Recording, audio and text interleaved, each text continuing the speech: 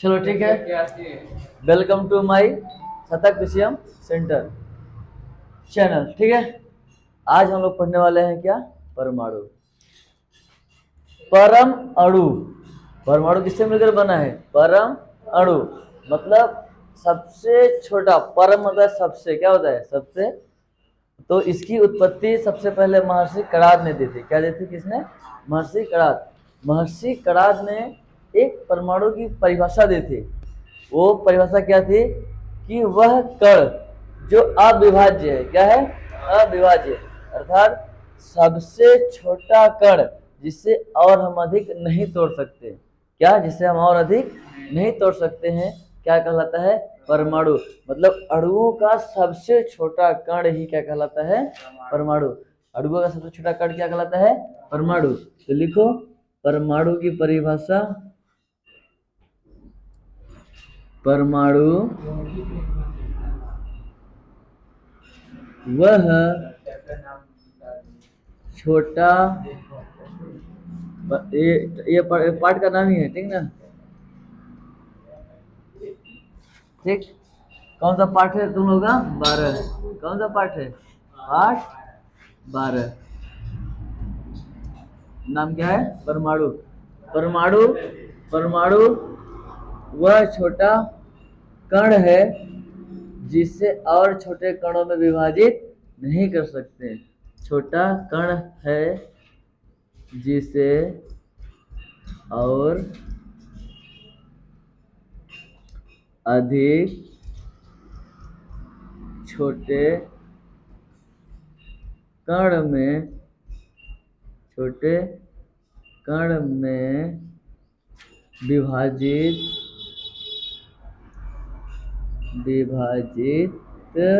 नहीं कर सकते। ठीक, मतलब परमाणु जो है वह सबसे छोटा कण है जिससे और उससे छोटे कण में विभाजित नहीं कर सकते। यह मान्यता कुछ दिनों तक चली, यह मान्यता क्या की, कुछ दिनों तक चली, लेकिन इसके बाद कुछ आधुनिक काल के वैज्ञानिक चले आए, जैसे हो गया रदरफोर्ड, नील्स बोर।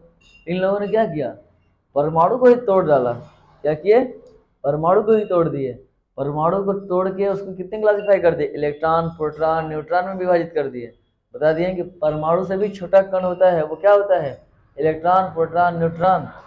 क्योंकि इलेक्ट्रॉन रहता कहाँ है, इलेक्ट्रॉन, प्रोटॉन, न्यूट्रॉन कहाँ रहते हैं, परमाणु में ही रहते हैं। कहाँ रहते हैं, परमाणु में ही।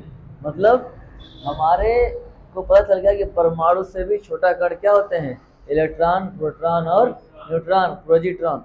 उससे कई सारे सूक्ष्म कण आ गए हैं, मतलब इससे भी छोटे कण होते हैं। लेकिन परमाणु की अगर परिभाषा पूछे तो क्या होगी, परमाणु वह सबसे छोटा कण है जो और अधिक विभाजित नहीं कर सकते। ठीक है, और इसको एटम बोलते हैं। क्या बोलते हैं अंग्रेजी में, एटम, ठीक ना। ए का मतलब होता है नॉट, और टर्म का मतलब है कटेबल, मतलब जो और अधिक कट नहीं सकता, टूट नहीं सकता है। ठीक है, हम लोग परमाणु क्रमांक की बात करें। क्या चीज की बात करें, परमाणु क्रमांक।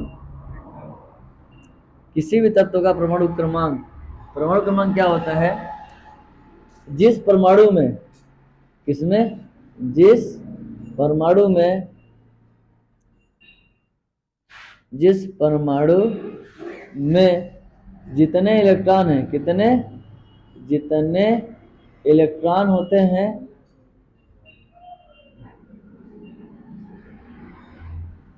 जितने इलेक्ट्रॉन होते हैं वही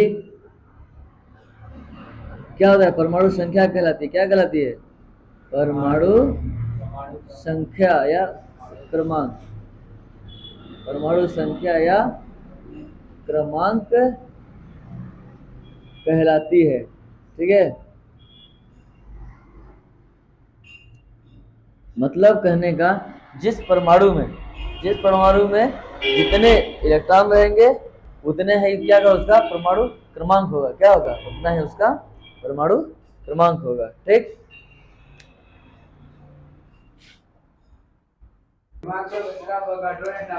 ठीक ना। अब परमाणु के बारे में आगे देखते हैं कि परमाणु क्या होता है, ये पता चल गया।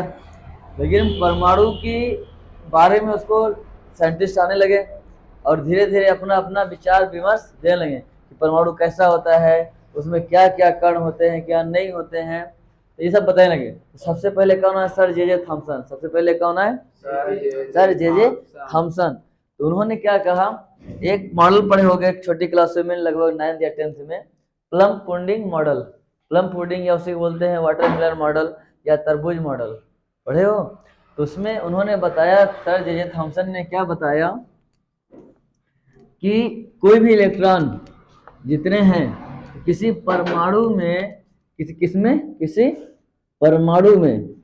किसी परमाणु में जो इलेक्ट्रॉन होते हैं वो ऐसे रहते हैं जैसे कि किसी तरबूज में बीज देखे हो काला काला, वो चारों तरफ फैला रहता नहीं, फैला रहता है। उसी तरह से इन्होंने बताया कि इलेक्ट्रॉन किसी भी परमाणु के भीतर, बाहर नहीं, परमाणु के भीतर तरबूज के बीज के समान अंदर डूबे रहते हैं, मतलब स्थित रहते हैं। जिस तरह से तरबूज में उसके काले काले बीज स्थिर रहते हैं, उसी तरह परमाणु में भी इलेक्ट्रॉन बीच बीच में धंसे रहते हैं और ये गति करते रहते हैं, घूमते रहते हैं। उन्होंने सब इतना बताया कि परमाणु में क्या होता है, इलेक्ट्रॉन उसके भीतर रहते हैं और गति करते हैं, घूमते फिरते रहते हैं। ठीक, कोई दिक्कत? बस ये उनका पहला मॉडल था। ये मॉडल कौन दिया है? Sir J Thomson. किसने? Sir J Thomson. किसने दिया? सर जे थॉमसन ने परमाणु मॉडल। तो पहला परमाणु मॉडल किसने दिया था? Sir J Thompson. इसको लिखिए। ठीक, तो क्या इन्होंने दिया था? सर जे थॉमसन ने क्या बताया था कि इसको किनारे करते हैं, ठीक है, लिखो। किसी परमाणु में इलेक्ट्रॉन, किसी भी परमाणु में इलेक्ट्रॉन उसके भीतर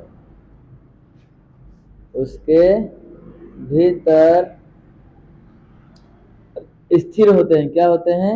स्थिर होते हैं। इसकी तुलना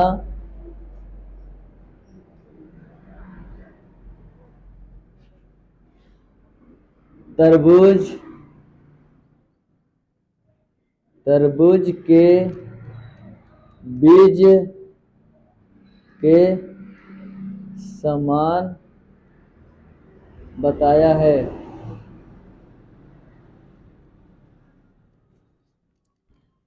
ठीक, मतलब कि जिस तरह तरबूज के बीज तरबूज में धंसे रहते हैं, बीच बीच में स्थित रहते हैं, उसी तरह से इलेक्ट्रॉन भी परमाणु में स्थिर होता है। चलो ठीक है, इस वजह से इसको लिखो। इसीलिए इसको क्या बोलते हैं? तरबूज मॉडल भी बोलते हैं। इसीलिए इसे क्या बोलते हैं? तरबूज मॉडल। क्या बोलते हैं? तरबूज मॉडल।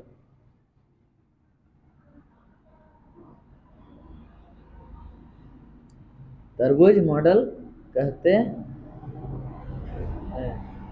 इसको तरबूज मॉडल भी कहते हैं और प्लम पुडिंग मॉडल भी कहते हैं, क्योंकि ये बीच बीच में धंसा रहता है। ठीक है, लिख लिए।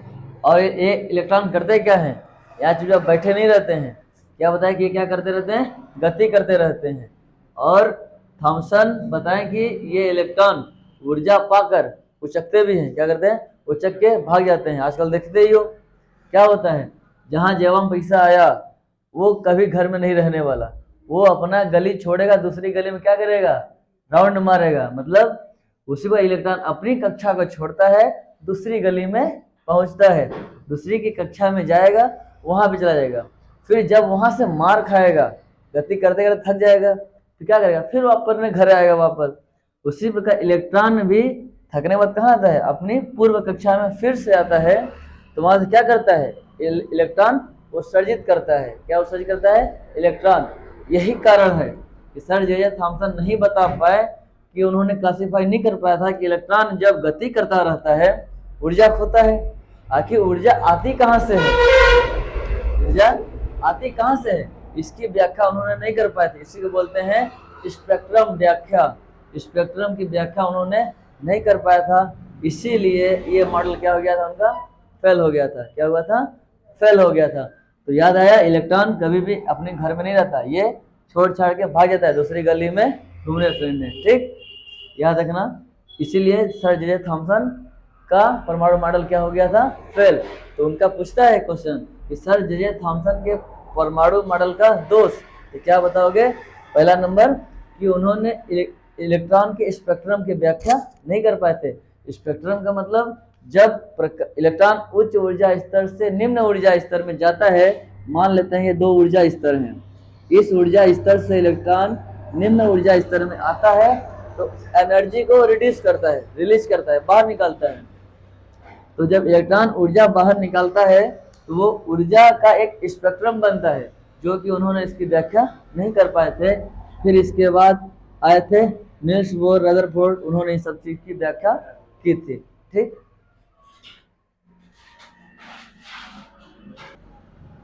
अब आगे देखते हैं कि परमाणु थॉमसन के, इसके थॉमसन के परमाणु, कौन सा परमाणु मॉडल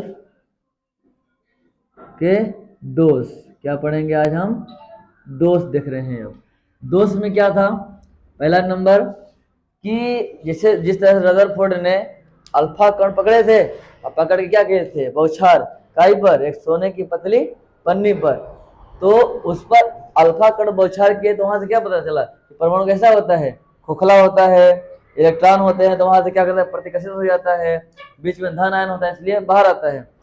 इस चीज की व्याख्या थॉमसन जी नहीं कर पाए थे कि इसका जो परमाणु है, तो परमाणु होता कैसा है, धन आयन कहाँ रहता है, ऋण आयन कहाँ रहता है, इस चीज की व्याख्या वो नहीं कर पाए थे। तो वो भी एक बहुत बड़ा कारण था उनके परमाणु मॉडल का दोष, मतलब उसको फेल होने में। ठीक है, तो दिक्कत, परमाणु मॉडल दो कारणों से फेल हुआ। पहला कारण क्या था, अल्फा कणों, कौन सा, अल्फा कणों के इस प्रकीर्णन को व्याख्या नहीं है, अल्फा कणों के प्रकीर्णन की व्याख्या न कर पाना, क्या व्याख्या न कर पाना। ठीक है, थॉमसन ने क्या नहीं कर पाया था, जिस तरह रदरफोर्ड ने अल्फा कणों के बौछार किया था तो उससे पता चला था कि नाभिक, परमाणु के नाभिक में धन आयन है, बाहर का अधिकांश भाग खोखला है और इलेक्ट्रॉन है, इस सब की व्याख्या थॉमसन नहीं कर पाए थे, इसलिए इनका परमाणु मॉडल क्या हो गया था, फेल हो गया था। और दूसरा नंबर था हाइड्रोजन स्पेक्ट्रम की व्याख्या ना हो पाना। दूसरा नंबर क्या था, हाइड्रोजन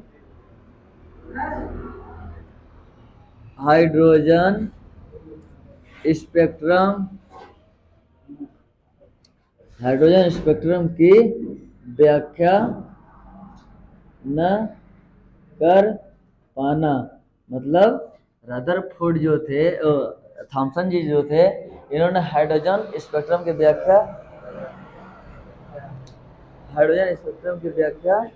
नहीं कर पाए। ठीक है ना, हाइड्रोजन स्पेक्ट्रम की व्याख्या, अरे ले ये क्या लिख दिया मैं तो, ठीक ना, हाइड्रोजन स्पेक्ट्रम की व्याख्या ठीक ना, न कर पाना। ठीक, हाइड्रोजन स्पेक्ट्रम की जो व्याख्या थी वो उन्होंने नहीं कर पाए थे। हाइड्रोजन स्पेक्ट्रम होता क्या है, पहला मुद्दे की बात, हाइड्रोजन स्पेक्ट्रम हम लोग कल क्या 11वीं वाली क्लास में हम पढ़े हैं कि जब कोई इलेक्ट्रॉन ऊर्जा लेता है चारों तरफ से, बहुत खुद उगता है, पाता है जेवा गरम, अपनी गली मोहल्ला छोड़ के भागेगा दूसरी जगह, ठीक, और वहां से उच्च ऊर्जा स्तर में भागेगा, बड़े बड़े शौक पूरा करेगा। लास्ट में जब ऊर्जा खत्म होती है तो कहाँ गिरता है, वही जहां से उठा था। उसी निम्न ऊर्जा स्तर में आगे गिरेगा। तो वहां पे कई सारे हम लोग की श्रेणियां मिली हैं, लाइमन, बामर, पासन, ब्रैकेट, फुंड, ठीक ना, पढ़े हो ना, लाइमन, बामर, पासन, ब्रैकेट, फुंड। मतलब वो स्पेक्ट्रम की व्याख्या करता है कि किस ऊर्जा स्तर से जाएगा तो किस ऊर्जा स्तर में आके गिरेगा। इसकी व्याख्या हाइड्रोजन स्पेक्ट्रम से होती है, जो कि रदरफोर्ड ये थॉमसन जी नहीं कर पाए थे। और इसकी कमियों को दूर करने के लिए कौन आए थे, कौन आए थे, रदरफोर्ड जी। कौन आएंगे, रदरफोर्ड, ठीक ना। अब इसके बाद क्या पढ़ेंगे हम लोग, रदरफोर्ड। पहले इसको छाप लो एक बार थोड़ा सा, फिर आगे करते हैं। चलो इतना हो गया। अब इसके बाद हम लोग देखेंगे थॉमसन जी के कंप्लीट, निपटा दे इनको, निपटा दे। ये अब गए, अब इनको हराने के लिए कौन आया, कौन आएगा, इनका बाप आएगा, इनको बताने के लिए कि अब आप गलत हैं जी, हम सही हैं। कौन आएगा इनकी कमी को दूर करने के लिए, रदरफोर्ड। कौन आएगा, रदरफोर्ड। रदरफोर्ड आए शुरू में बड़ा जोशीलापन लेके, आराम से इनकी कमी को देखे और बोले कि हाँ हमने आपकी कमियों को दूर कर दिया। उन्होंने बता दिया कि हमने ये क्या कमियां थी। तो अब लिखते हैं क्या, रदरफोर्ड का मॉडल क्या देखते हैं, रदरफोर्ड